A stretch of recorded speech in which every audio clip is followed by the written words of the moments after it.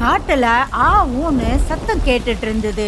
அடிச்சு பேஞ்சிட்டு இருக்கிற மழை நிக்கிறதுக்கு வாய்ப்பே இல்லாம இருந்தது. விலங்குகளோ இல்ல மரத்துல உட்கார்ந்து இருக்கிற பறவைகளோ 2 நாளா பேஞ்சிட்டு இருக்கிற மழையினால ரொம்ப கஷ்டப்பட்டுட்டு இருந்தாங்க. 2 நாளா சாப்பாடு எதுவும் கிடைக்காததுனால எல்லா விலங்குகளும் ரொம்ப கஷ்டப்பட்டுட்டு இருந்தாங்க. அப்ப முயல் தன்னோட வீட்டிலேருந்து சத்தமா எலி கிட்ட சொல்லிச்சு, அட ஏலியண்ணா, இது எந்த மாசத்தோட மழை பெய்யுது? இப்போ மழை சீசனும் ஆரம்பிக்கலையே. அப்புறம் சாப்பாடுக்கு எந்த ஒரு ஐட்டமும் நான் ரெடி பண்ணலையே. 2 நாளா நான் பசியோட இருக்கிறேன்ப்பா. இப்போ பசியில என் உயிரே போயிட்டு இருக்குப்பா. ஆமாப்பா, யாருக்கு தெரியும் இந்த மாதிரி ஒரு சூழ்நிலை வரும்னு சொல்லிட்டு. யாருமே இன்னும் ரெடி பண்ணவே இல்லையே. எப்படியாவது இந்த மழை நின்றுடுச்சுனாக்கா ரொம்ப நல்லா இருக்கும். முயலையும் எலியையும் மாதிரி எல்லா விலங்குகளும் மழை நிக்கணும்னு வேண்டிக்கிட்டு இருந்தாங்க. ஆனா கடவுள் மனசுல வேற ஏதோ இருந்தது போல இருக்கு. அன்னைக்கு ராத்திரி வானமே இடிஞ்சு விழுந்த மாதிரி பயங்கரமா மழை கொட்டிட்டு இருந்தது. அக்கம் பக்கம் எங்க பார்த்தாலுமே தண்ணி தண்ணி தண்ணின்னு அவ்வளவு தண்ணியா இருந்தது. எவ்வளவு பறவைகளோட கூடுகள் இந்த வெள்ளத்துல அடிச்சிட்டு போச்சுன்னே தெரியல. காட்டுல இருக்கிற எல்லா விலங்குகளோட வீடுகளும் நாசமாயிடுச்சு. காட்டுல எந்த இடமுமே பாதுகாப்பான இடமா இருக்கல. எந்த இடத்துல போய் நின்னும் தன்னோட குடும்பத்தையும் தன்னையும் காப்பாத்திக்க முடியல. காட்டுல வெள்ளம் கரபரண்டு ஓடிக்கிட்டு இருந்தது. தன்னோட நிலைமையை விளக்கறதுக்காக எல்லா விலங்குகளும் காட்டு ராஜாவான சிங்கத்துக்கிட்ட போறாங்க. மழையோட வெள்ளத்தால ரொம்ப கஷ்டமா இருக்கு ராஜா. நாங்க உங்களை நம்பிதான் இங்க வந்திருக்கோம். எங்களை எப்படியாவது காப்பாத்துக்க ராஜா. எல்லா விலங்குகளோட நிலைமையும் கேட்டுட்டு சிங்கராஜா ரொம்ப வருத்தப்பட்டாரு. கொஞ்ச நேரம் யோசிச்சதுக்கு அப்புறம் சொல்றாரு, இது இயற்கையின் சீற்றம். இத நிப்பாட்டுறது என்னையாலலாம் முடியாது. என் குகை அவ்வளோ பெருசும் கிடையாது இந்த காட்டுல உள்ள எல்லா விலங்குக்கும் நான் ஹெல்ப் பண்றதுக்கு. ராஜா, நாங்க உங்களை நம்பிதான் இங்க வந்திருக்கோம். எப்படியாவது நீங்க எங்களுக்கு ஒரு நல்ல வழி சொல்லிடுங்களேன் ப்ளீஸ். காட்டுல இருக்கிற எல்லா இடத்துலயுமே வெள்ளம் சூழ்ந்திருக்கு. நம்ம கிட்ட இருக்கிறது ஒரே ஒரு வழிதான். நம்ம எல்லாரும் பெரிய பெரிய பாறைக்கு மேல ஏறி நிக்கணும். அப்பதான் நம்ம எல்லாரும் ரொம்ப சேஃபா இருக்க முடியும். மகாராஜா, எங்களை கொல்றதுன்னா இங்கே கொன்னிடுங்க. அங்க கூட்டிட்டு போய் ஏன் சாகடிக்க முயற்சி பண்றீங்க? அங்க முன்னாடி பெரிய குளமும் பின்னாடி பெரிய கிணறும் இருக்கு. சாகறதுக்கு நிறைய வாய்ப்பு இருக்கு. ஆமா ஆமா ராஜா, நாங்க தண்ணியில விழுந்து சாவறதுக்கு ரெடி. ஆனா அந்த பக்கத்துல இருக்கிற பேய் குகைக்கு மட்டும் போக மாட்டோம். ராஜா, நீங்க மறந்து போயிட்டீங்கன்னு நினைக்கிறேன். எவ்வளோ வருஷமாவே அந்த குகை மூடியே தான் கிடக்குது. நம்ம முன்னோர்கள் ஏதோ யோசிச்சுதான் அந்த குகையை மூடியே வச்சிருக்காங்க. சொல்றாங்க அந்த குகைக்குள்ள போனவங்க யாருமே இது வரைக்கும் உயிரோட வந்ததே இல்லையா. நான் நினைக்கிறேன் நம்ம அங்க போறது நம்ம உயிரை நாமளே விளைய வச்சுக்கிட்ட மாதிரி. புரிஞ்சுதா ராஜா? ஆமா ராஜா, அந்த குகை ரொம்ப வித்தியாசமானது. ஒரு முறை நான் ஒரு நாள் ராத்திரி அந்த குகைக்கு பக்கத்துல உள்ள மரத்துல நான் உட்கார்ந்து இருந்தேன். அப்போ அந்த குகை வாசல்ல இருந்த பாறை மேல என் பார்வை பட்டது. அப்ப நான் பார்த்தேன், அந்த கார்னர்ல இருந்து வெளிச்சமா ஏதோ ஒண்ணு பறந்துட்டு இருந்தது.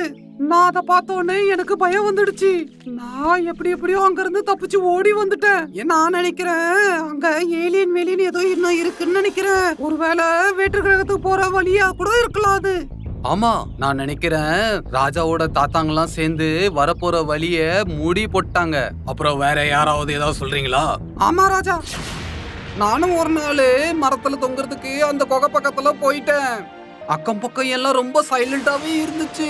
நான் சத்தம் கட்டாம மரத்து மேல உட்காந்து மாங்காய் தின்னுட்டு இருந்தேன்னா அப்போ அங்க வித்தியாசமான சத்தம்லாம் வந்துட்டு இருந்துச்சு. நான் கொஞ்சம் எட்டி அங்க பாக்கக்குள்ள அங்க ஒரு விலங்கோட சத்தம் கேட்டுட்டு இருந்துச்சு எனக்கு. அந்த சத்தத்தை கேட்ட உடனே எனக்கு ரொம்ப பயம் வந்துடுச்சு. நான் சாப்பிட்டுட்டு இருந்த மாங்காய் கூட என் கையில இருந்து விழுந்துடுச்சு. அதுக்கப்புறம் நானும் பயத்துல அங்க இருந்து குடுகுடுன்னு ஓடி எஸ்கேப் ஆயிட்டேன் அங்க இருந்து. அப்புறம் என்ன நடந்தது அங்க? அப்புறம் என்ன நடக்கணும்? நான் அதுக்கப்புறம் அந்த பக்கம் தலையை வச்சே படுக்கல. நான் என்ன சொல்றேன்னாக்கா, நீங்க யாருமே அந்த பக்கம் போக வேண்டான்னு. இங்க கேளுங்க, இந்த குகையை நினைச்சு நம்ம பயந்துட்டு இருந்தாக்கா இந்த வெள்ளத்துல முழுகி நம்ம சாக வேண்டியதுதான். நல்ல விஷயம் என்னன்னாக்கா நம்ம பயப்படாம அங்க இருப்போம். என் மேல நம்பிக்கை வைங்க. நான் எப்ப வரைக்கும் உயிரோட இருக்கனோ உங்க மேல ஒரு நகை கூட விழாது. யார் யாருக்கெல்லாம் அவங்க ராஜா மேல விசுவாசம் இருக்கோ அவங்க மட்டும் என் கூட வாங்க. சிங்கராஜா பேசினதை கேட்ட யானை, ஜீப்ரா, புலி, பல்லு குரங்கு மற்றும் காட்டுல இருக்கிற எல்லா விலங்குகளும் சிங்கராஜா பின்னாடி போனாங்க.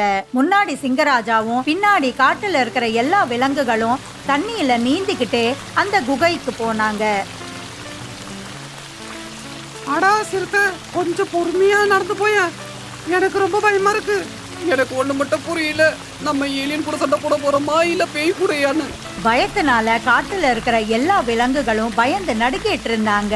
கொஞ்ச நேரத்திலேயே எல்லா விலங்குகளும் நீந்திக்கிட்டே அந்த குகைக்கு பக்கத்துல போயிடுறாங்க. அந்த நிமிஷம் கூட மழை நிக்காம பேஞ்சுக்கிட்டே இருந்தது. இடியும் மின்னலுமா அடிச்சுக்கிட்டே இருந்தது. ராஜா, நம்ம குகை வரைக்கும் வந்தாச்சு. இனி குகைக்குள்ள எப்படி போறது ராஜா? குகைக்குள்ள போற வழிய பெரிய பாறையால மூடி போட்டு வச்சிருக்காங்களே. யானை, இந்த பாறையை நவுட்டி விட்டுட்டு குகைக்குள்ள போறதுக்கு வழியை பண்ணு. கொஞ்ச நேரத்திலேயே யானை அந்த பாறையை நகர்த்தி குகைக்குள்ள போக வழியை ஏற்படுத்தி கொடுக்குது. கேளுங்க, உள்ள ரொம்ப டேஞ்சரா இருக்கு. நான் மட்டும் தனியா உள்ள போக போறேன். நீங்க எல்லாரும் வெளியே நின்று எனக்காக வெயிட் பண்ணுங்க, நான் வரதுக்கு. ராஜா, உங்களுக்கு ஏதாவது ஒண்ணு ஆயிடுச்சுன்னா? ராஜானாக்கா இதுதான் சரியான சந்தர்ப்பம். அப்படி நான் செத்து போயிட்டேன். அப்படி நான் திரும்பி உயிரோட வந்துட்டேனாக்கா நான் தான் தைரியசாலி. சிங்கராஜா குகைக்குள்ள போறாரு. சிங்கராஜா குகைக்குள்ள போனோடனே அங்க எங்க பார்த்தாலும் ஒரே இருட்டா இருந்தது. சிங்கராஜா தைரியத்தை வரவழைச்சுக்கிட்டு முன்னேறி போயிட்டு இருக்காரு. அப்ப திடீர்னு ஒரு இடத்துல இருந்து வெளிச்சம் வருது. அடா, இந்த குகைக்குள்ள இருந்து வெளிச்சம் எங்க இருந்து வருது? சிங்கராஜா வெளிச்சம் இருக்கிற திசைய நோக்கி நடந்து போறாரு. அப்ப திடீர்னு இன்னொரு சிங்கம் பேசுறது கேக்குது. அங்கே நின்னுடு, இல்லனா உன்னை கொன்னே போட்டுருவேன். குகையில வாழும் அரசுக்கு என்னோட அன்பார்ந்த வணக்கம். ராஜா, நீங்க யாரு என்னன்னு எனக்கு எதுவுமே தெரியாது. ஆனா நான் உங்களுக்கு ஒரு நம்பிக்கை அளிக்கிறேன். நான் இங்க எதுவும் தவறான விஷயம் செய்ய வரல. பொய் சொல்ற, எனக்கு தெரியும் நீ ஏன் இங்க வந்திருக்கன்னு. ராஜா, பெரிய மழை பெஞ்சி காட்டுக்குள்ள பெரிய வெள்ளம் வந்துடுச்சு. இந்த குகை உயரத்துல இருக்கிறனாலதான், அதனாலதான் நாங்க இந்த குகைக்கு உயிரை காப்பாத்திக்கிறதுக்காக வந்திருக்கோம். இந்த வெள்ளம் குறைஞ்ச உடனே நாங்க இந்த இடத்த விட்டு போயிருவோம் ராஜா. வெள்ளம் சொல்றது ஒரு பேச்சு. வெள்ளம் சொல்லி என்கிட்ட இருக்க புதையில அடிச்சிட்டு போறதுக்காக வந்திருக்கீங்க. ஆனா உங்களோட பிளானை என்னைக்குமே சக்சஸ் ஆக விட மாட்டேன் ராஜா. எங்களுக்கு உங்க புதையல் மேல எந்த ஒரு ஆசையுமே இல்லை. நான் என்ன சொன்னனோ அதுதான் உண்மை. அப்படியும் உங்களுக்கு என் மேல நம்பிக்கை வரலனா நான் உங்க கூட சண்டை போடுறதுக்கு கூட ரெடியா இருக்கேன். நீ என்ன நினைக்கிற, நீ என் கூட ஜெயிச்சிருவேன்னா? நான் அப்படி ஜெயிச்சிட்டா கூட உங்க புதையல் மேல நான் கையை கூட வைக்க மாட்டேன். கடவுள் மேல சத்தியமா, நான் உங்க கையால செத்து கூட போயிட்டா என் காட்டுல இருக்க விலங்குகள் வருஷம் ஃபுல்லா என்னை பத்தி தான் பேசிட்டு இருப்பாங்க. நம்ம ராஜா நம்மளுக்காக அவரு உயிரை கூட கொடுத்தாருன்னு. சிங்கராஜா பேசினதை கேட்ட இன்னொரு சிங்கராஜா நாக வடிவம் எடுத்து உக்காந்துக்குது. ராஜாவுக்கு வாழ்க. நான் ஒரு இச்சாதாரி பாம்பு. ஒரு 100 வருஷத்துக்கு முன்னால நடந்த கதை. இந்த காட்டுல நான் இச்சதாரி பாம்பா ஆகிறதுக்கு நான் தபஸ்யா பண்ணிட்டு இருந்தேன். அந்த சமயத்துல தான் சோன்கட் ராஜா விஜய்பூர் ராஜாவோட வெற்றி பெற்று அந்த சேனாதிபதியோட இந்த காட்டு வழியா தான் போய் கொண்டிருந்தாரு. அந்த போர்ல ஜெயிச்ச எல்லா புதையிலும் அவங்க கிட்ட தான் இருந்தது. ராத்திரி ஃபுல்லா காடு ஃபுல்லா தீ பிடிச்சி எரிஞ்சுக்கிட்டே இருந்தது. எல்லா இடத்துல தீ இருந்தது. அந்த டைம்ல ராஜா தன் உயிரை காப்பாத்திக்கிறதுக்காக அவரோட சிப்பாய்களோட இந்த குகைக்குள்ள வந்தாரு. ஆனா அந்த தீ அங்க வரைக்கும் நிக்கல. ராஜா சாகிறதுக்கு முன்னாடி இந்த புதையில பாதுகாக்க சொல்லி என் கையில கொடுத்துட்டு போயிட்டாரு. அன்னைக்கு நான் பண்ண சத்தியத்தினால இது வரைக்கும் நான் இந்த புதையில பத்திரமா பார்த்துட்டு இருக்கேன். ராஜா, நீங்க ரொம்ப நல்லவங்க. இது வரைக்கும் யாரெல்லாம் இந்த குகைக்குள்ள வந்தாங்களோ அவங்க எல்லாம் இந்த புதையில திருடதான் முயற்சி பண்ணிருக்காங்க.